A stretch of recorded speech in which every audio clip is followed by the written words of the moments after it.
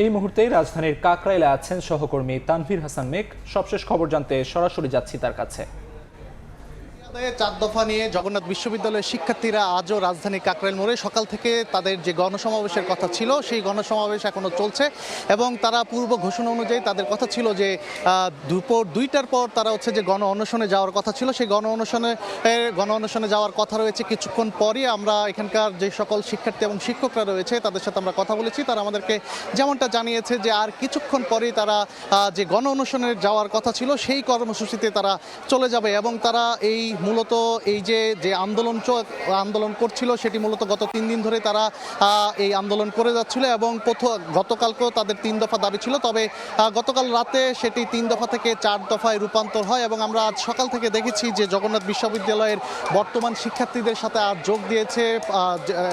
যোগ দিয়েছে সাবেক যে সকল শিক্ষক এবং শিক্ষার্থীরা রয়েছে তারাও কিন্তু যোগ দিয়েছেন। একটু জানিয়ে রাখতে চাই যে তাদের প্রথম যে 3 দফা দাবি ছিল এবং পরে যে একটি দফা যুক্ত হয়ে মোট 4টি দফা দাবি নিয়ে তারা মূলত আজ এই গণসমাবেশ এবং কিছুক্ষণ পরে তাদের যে গণ অনশনের কথা রয়েছে সেই গণ অনশন পালন করবে। আমরা দেখছি যে রাজধানীর কাকরাইল মোড় যেটি রয়েছে সেই পুরো কাকরাইল মোড় স্লোগানে এখনও মুখরিত।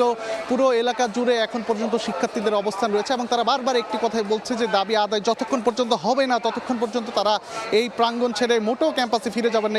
একটু মনে করে দিতে চাই যে তাদের যে প্রধান যে দাবিটি সেটি হচ্ছে যে আবাসন ব্যবস্থা নিশ্চিত না হওয়া পর্যন্ত তারা জগন্নাথ বিশ্ববিদ্যালয়ের 70% শিক্ষার্থীর জন্য আবাসন ভিত্তি 2025-26 অর্থবছর থেকে কার্যকর করতে হবে এবং অন্যদিকে জগন্নাথ বিশ্ববিদ্যালয় 2025-26 অর্থবছরের জন্য প্রস্তাবিত যে পূর্ণাঙ্গ বাজেট সেটি কাটছাট না করে অনুমোদন করতে হবে। অন্যদিকে জগন্নাথ বিশ্ববিদ্যালয়ের দ্বিতীয় ক্যাম্পাসের কাজ পরবর্তী একনেক সভায় অনুমোদন করে অগ্রাধিকার প্রকল্পের আওতায় অতি বিলম্বে বাস্তবায়ন করতে হবে এবং তারা বারবার বলছে যে যতক্ষণ পর্যন্ত সরকার থেকে সুস্পষ্ট বার্তা তারা পাবেন না ততক্ষণ পর্যন্ত তারা এই রাজপথ ছেড়ে তারা ক্যাম্পাস প্রাঙ্গণে ফিরে যাবেন না। এবং গতকাল তারা যেটি জানিয়েছে, গতকাল তারা এক ব্রিফিংয়ে তারা ঘোষণা দিয়েছিল যে পুরো জগন্নাথ বিশ্ববিদ্যালয়ের এই যে দাবি নিয়ে তারা আন্দোলন করছে গত 3 দিন ধরে, গতকাল তারা ঘোষণা দিয়েছিল যে পুরো ক্যাম্পাস শাটডাউন করেছে এবং সেই সঙ্গে যে এখন পর্যন্ত তাদের ক্যাম্পাসের যে সকল ক্লাসের কার্যক্রম সেগুলো এখন পর্যন্ত বন্ধ রয়েছে।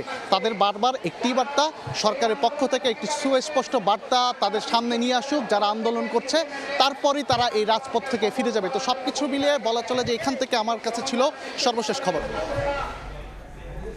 রাজধানীর কাকরাইল থেকে সবশেষ জানাচ্ছিলেন সহকর্মী তানভীর হাসান মেঘ।